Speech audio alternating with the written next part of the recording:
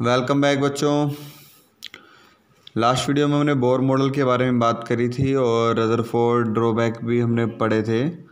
Rutherford model of atom की drawback एक और हम काउंट कर सकते हैं कि line spectrum of hydrogen atom को एक्सप्लेन नहीं करता था।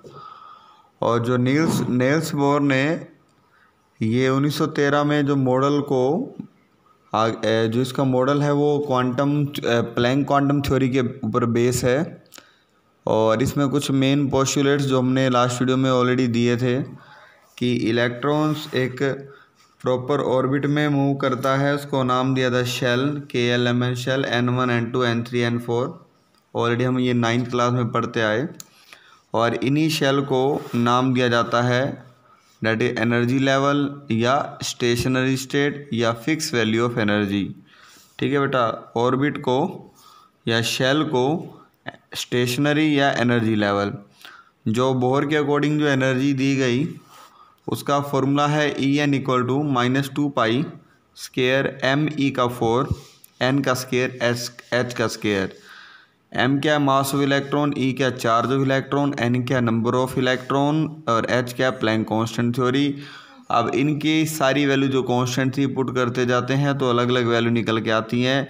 जैसे 21.8 गुना 10⁻⁻19 और हमने पहले वाली वीडियो में बताया था 2.18 मतलब डेसिमल पॉइंट एक हमने पीछे का रखा था, आगे का रखा था, तो 10⁻18 हमने पढ़ा था। अब ये भी याद कर सकते हो, अगर इलेक्ट्रॉन वोल्ट एटम में -13.6/N का स्केयर, अगर किलो जूल में रहती है तो -13/1312/N का स्केयर। वो डिपेंड करता है कि यूनिट क्या दी जा रही है। ठीक है बेटा, तो ये तीनों एनर्जी की वैल्यू रहेंगी। पर N क्या है, N is the number of shell, N is the number of electron नहीं है, N is the number of shell हैं। जिस शेल में इलेक्ट्रॉन होगा उसको N1 N2 N का स्केयर है उसको डिवाइड करते चले जाएंगे तो एनर्जी की वैल्यू निकलती चली जाएगी। फिर हमने रेडियस के बारे में बात करी थी, Rn equal to A naught N का स्केयर। A को नाम बोलते हैं बोर रेडियस 52.9, इसका वैल्यू फिक्स थी, दैट इज़ अ पिकोमीटर। उसके बाद अगर ये H एटम के अलावा कोई और एटम भी आता है लाइक हीलियम पॉजिटिव, मतलब जिनके पास एक इलेक्ट्रॉन कंटेनिंग मॉलिक्यूल है, तो radius equal to A naught N का स्केयर बाई Z। Z क्या रहेगा, एटॉमिक नंबर, मतलब उनके लिए जिनके पास एक इलेक्ट्रॉन होता है। फिर हमने ये भी बताया था कि लास्ट टाइम इलेक्ट्रॉन की वेलोसिटी भी होती है पर वहाँ पर फॉर्मूला नहीं बताया था, तो Vn equal to V naught गुना में Z इंटू बाई में N। N क्या है, नंबर ऑफ शेल। ठीक है, जिस शेल में इलेक्ट्रॉन है उसके लिए। और V नोट जो है वो 2.188 या आप कह सकते हो 3 गुना 10⁸ सेंटीमीटर सेकेंड इनवर्स। ये जो वेलोसिटी इलेक्ट्रॉन की in the first orbit of H atom के अंदर क्या रहेगी, फिक्स रहेगी। अब Z की वैल्यू अलग रहेगी, N की वैल्यू अलग रहेगी। फिर बोर ने एंगुलर मोमेंटम के बारे में बताया था, सीधा फॉर्मूला हमने याद रखना है कि MVR इक्वल टू NH/2 पाई। ठीक है, जिस स्टेट में इलेक्ट्रॉन रहते हैं उसमें क्या नाम बोलते हैं, ग्राउंड स्टेट। जैसे इलेक्ट्रॉन बाहर निकल जाता है, जैसे एनर्जी हमने दी, यहाँ पर ये ग्राउंड है, बाहर जा रही है एक्साइटेड, फिर एक्साइटेड से वापस आएगा तो बेटा एनर्जी क्या होगा, निकालेगा। एनर्जी की कोई ना कोई रेडिएशन या फ्रिक्वेंसी हमें देखने को मिलती है, तो फॉर्मूला था delta E equal to E2 minus E1। तो ये सारी बातें थी। बोर मॉडल जो एनर्जी बताता है वो नेगेटिव इसलिए बताता है कि जब एनर्जी रिलीज होती है, जब मूवमेंट्स होते हैं इलेक्ट्रॉन के, पर वैसे नॉर्मली इलेक्ट्रॉन जहाँ पर भी है वो फिक्स है, वैसे मूवमेंट एनर्जी नहीं निकलती। ठीक है बेटा, तो इसलिए एनर्जी के आगे माइनस का साइन दिया गया है ताकि एनर्जी जब भी कोई चेंजेज आते तो एनर्जी निकलने के चांस ज़्यादा रहते हैं, तो इसलिए नेगेटिव का साइन यहाँ दिया जाता है। बोर मॉडल हाइड्रोजन एटम की सीरीज लाइन स्पेक्ट्रम और H एटम को फेवरेबल है। लाइमन, बाल्मर, पाशन, ब्रैकेट और पीफन। V बार इक्वल टू 109/677, ये हमने फॉर्मूला दिया था बाई 1/N1 का स्केयर माइनस N2 का स्केयर। ये लास्ट वीडियो में आपको मिल जाएगा। बोर की लिमिटेशन बताई थी, जीमन इफेक्ट को नहीं बता पाया था। जीमन इफेक्ट है बेटा जब इन हाइड्रोजन लाइन की जो स्पेक्ट्रम है इनको मैग्नेटिक फील्ड में रखते हैं वो टूट जाती हैं। और एक स्टार्क इफेक्ट था कि जब हम इन जो line spectrum of H atom की जो रेडिएशंस हैं उनको अगर हम इलेक्ट्रिक फील्ड में रखते हैं तो वो भी टूट जाती है, तो उसके बारे में एक्सप्लेनेशन नहीं थी। और बोहर मॉडल मल्टी इलेक्ट्रॉन के लिए नहीं है, सबसे इम्पोर्टेंट पॉइंट है, मल्टी इलेक्ट्रॉन एटम के लिए नहीं है। जिन इलेक्ट्रॉन के अंदर एक से ज़्यादा इलेक्ट्रॉन है उनके लिए ये मॉडल नहीं है, ये बात ध्यान देना। और क्वांटम मॉडल्स के बारे में भी वो नहीं बता पाया। डी ब्रोगली और हेजनबर्ग के प्रिंसिपल्स को एक्सप्लेन नहीं करता। जो अब हमारा जो अगला टॉपिक है वो यही है, क्वांटम मॉडल्स एटम को बनाने के लिए हम इसके कुछ फेवरेबल कुछ पॉइंट्स हम पढ़ेंगे। क्वांटम मॉडल्स क्या होते हैं देखो, डेवलपमेंट लीडिंग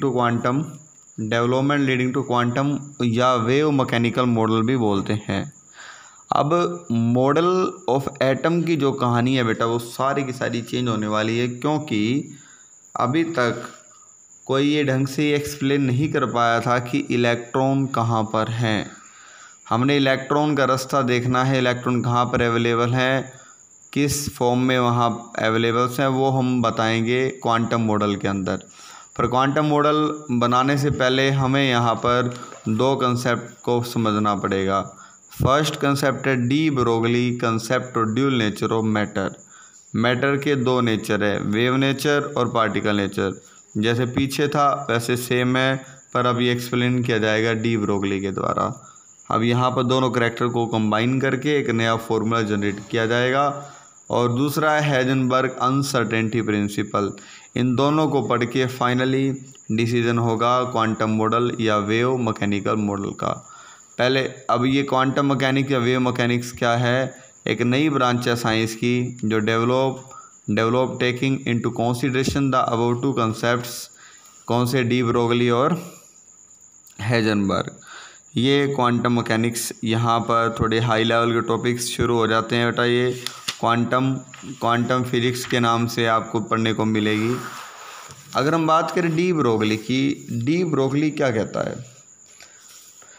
डी ब्रोगली जो है एक फ्रेंच का साइंटिस्ट है। 1924 में इसने एक आइडिया दिया, photon like a photon all material, मतलब लाइट की तरह हर एक material like electron, proton, atom या पीस ऑफ चौक या स्टोन, कोई आयरन बॉल, कुछ भी ले लो, उनकी वेवलेंथ होती है। उनके दो करैक्टर बताए, एक तो क्या वेवलेंथ भी बताया और उनका वेवलेंथ और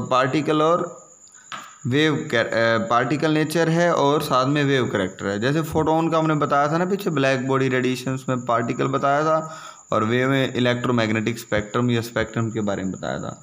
बिल्कुल सेम यहाँ पर मैटर के भी दो पार्ट हैं, एक तो वेव नेचर और पार्टिकल नेचर। चाहे पार्टिकल छोटा हो या बड़ा हो, हर पार्टिकल की वेव तो ज़रूर बनेगी, हर पार्टिकल का पार्टिकल नेचर तो ऑलरेडी है ही सही। अब डी ब्रोगली ने क्या करा बेटा, दो इक्वेशन ली, एक तो प्लैंक की और एक लिया एल्बर्ट आइंस्टाइन की इक्वेशन, उन दोनों को कंबाइन कर दिया। जैसे E = h nu, it is taken from the Planck quantum theory, और E = mc² taken from Albert Einstein. Mass equation, mass related to energy. जब दोनों ही एनर्जी हैं तो दोनों को उसने क्या करा, इक्वल पुट कर दिया, h = mc²। ठीक है, और हमें पता है जो फ्रिक्वेंसी होती है c/λ, इस फ्रिक्वेंसी की जगह यहाँ फॉर्मूला रखा c/λ = mc²। एक c से एक c कटा बेटा, तो h/λ = mc। ठीक है, बात समझ आ गई बेटा यहाँ तक। अब इसके बाद यहाँ पर इसने क्या निकाला, लैम्डा = ये h/m/c। हम ऐसे लिख सकते हैं ना बेटा, लैम्डा को इधर ले आओ, h के नीचे ये ले आओ। c क्या यहाँ पर, स्पीड ऑफ लाइट। अब हमें पता है कि इसको जो है m/c, इसको हम किसके बराबर लिख सकते हैं, p क्या होता है, लीनियर मोमेंटम। आपने लीनियर मोमेंटम पढ़ा होगा कि p = m/v, ये वही तो है बेटा। तो लैम्डा = h/p आ गया। ठीक है, h/p लीनियर मोमेंटम आ गया, और लैम्डा किसके बराबर है, लैम्डा इन्वर्स टू मास। अब ये कहता है कोई भी पार्टिकल हो, चाहे उसका मास ज़्यादा हो या थोड़ा, बेटा वेवलेंथ तो बनेगी। पर कहता है कि वेवलेंथ, अगर मान लो पार्टिकल का मास बहुत कम है तो वेवलेंथ ज़्यादा, पार्टिकल का मास ज़्यादा तो वेवलेंथ कम, तो वेवलेंथ तो ज़रूर बनेगी, चाहे वो पार्टिकल बड़ा हो या पार्टिकल छोटा हो। ये डी ब्रोगली का कंसेप्ट है कि वेव नेचर तो सबका मिलेगा, चाहे पार्टिकल छोटा हो या पार्टिकल बड़ा हो। अंडरस्टैंड? यहाँ तो समझ आया बेटा, वेव नेचर तो सबका होगा, चाहे पार्टिकल छोटा हो या बड़ा, मास पे डिपेंड करेगा। Lambda inversely proportional to M, M का मतलब बेटा मास। मास कहाँ से आया? पी किसके बराबर था? एम गुना में सी, मास गुना में स्पीड ऑफ लाइट। अगर हम बात करें डी ब्रोगली का कंसेप्ट जो था, इसने पार्टिकल और वेव नेचर का डिफरेंस दिया बेटा। ये खुद ही आप होमवर्क रहेगा आपके लिए, पार्टिकल और वेव नेचर में क्या डिफरेंस है ये अच्छी तरह पढ़ लेना। अब इसके बाद अगर हम बात करें इनकी सिग्निफिकेंस, डी ब्रोगली की क्या क्या महत्वता है, सिग्निफिकेंस क्या रहेगा डी ब्रोगली का। डी ब्रोगली का जो सिग्निफिकेंस देखने को मिला कि वैसे तो ये एप्लीकेबल है हर एक मटेरियल के लिए, but its significance only in case of microscopic particle. Microscopic particle के लिए थोड़ा ठीक था। जैसे यहाँ पर एक बॉल ली गई, उसका मास था 0.1 kg, लगभग 100 ग्राम की, और उसको फेंका जा रहा है, इसकी स्पीड है 60 मीटर पर second. From A de Broglie equation हमने ये लगाई H/mv, लैम्डा निकालना, H के लिए हमें पता है 6.62 × 10⁻34, ये हो गया प्लैंक कांस्टेंट। मास गिवन है और v गिवन है, तो अप्रोक्सीमेट जो लैम्डा वैल्यू आई 10⁻34 मीटर। ये वेवलेंथ 10⁻34 मीटर, इतनी कम वेवलेंथ आई, मतलब आई तो सही पर बहुत कम आई। तो ये कहता कि ये इतना बड़ा जो बॉल है, 100 ग्राम की बॉल या 0.1 किलोग्राम की बॉल है, इसके लिए ये वाला जो है डी ब्रोगली, मतलब डी ब्रोगली का जो कंसेप्ट है वो मान्य नहीं है, सिग्निफिकेंट नहीं माना जाएगा। वेवलेंथ तो है पर क्योंकि 10⁻34 मीटर की जो वेवलेंथ है बेटा, हम मेजर कर ही नहीं सकते। अब मेजर कहाँ तक की जा सकती है वेवलेंथ? 10⁻16, 10⁻20, यहाँ तक की जा सकती है मैक्सिमम। ये देखो बेटा 10⁻16 गामा रेज की मैक्सिमम वेवलेंथ है। इसके बाद 10⁻20 हो सकती है कॉस्मिक रेज की। इतनी वेवलेंथ, कम वेवलेंथ को मापना क्या है, बड़ा ही मुश्किल है। इसलिए यहाँ पर ये कंसेप्ट बड़ी बॉल के लिए ये कंसेप्ट फेल माना जा सकता है कि वेवलेंथ इतनी छोटी है, ऑर्डिनरी ऑब्जर्वेशन के अंदर इनको मापना क्या मुश्किल है। अब यही यहाँ पर बॉल की जगह लिया गया इलेक्ट्रॉन। इलेक्ट्रॉन का मास हमें पता है 9.11 × 10⁻31 kg। इलेक्ट्रॉन का मास बहुत कम हो गया बेटा। सेम फॉर्मूले में पुट करो H/mv, और सेम स्पीड से इलेक्ट्रॉन भाग रहा है 60 मीटर पर सेकंड की स्पीड से, और इसको यहाँ पुट करने के बाद जो वैल्यू आती है अप्रोक्सीमेट 10⁻5। 10⁻5 जो मीटर की वेवलेंथ है ये मेजरेबल है। तो बाद में पता चला कि ये वाले जो डी ब्रोगली का कंसेप्ट है एप्लीकेबल है ओनली स्मॉल पार्टिकल के लिए। मतलब इससे ये स्पष्ट हुआ कि कोई भी पार्टिकल होगा उसकी वेवलेंथ जरूर होगी। अगर इलेक्ट्रॉन एक पार्टिकल है तो वो मूवमेंट करता है, वो वेव की फॉर्म में मूवमेंट करता है। तो यहाँ से एक कंसेप्ट हमारा बनता है क्वांटम मॉडल के लिए। क्वांटम मॉडल का मतलब बेटा वेव मॉडल।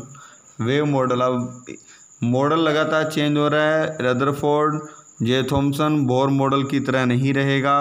अब मॉडल धीरे धीरे वेव के अंदर जा रहा है, क्योंकि इलेक्ट्रॉन का नेचर कैसे आ गया? Wave nature.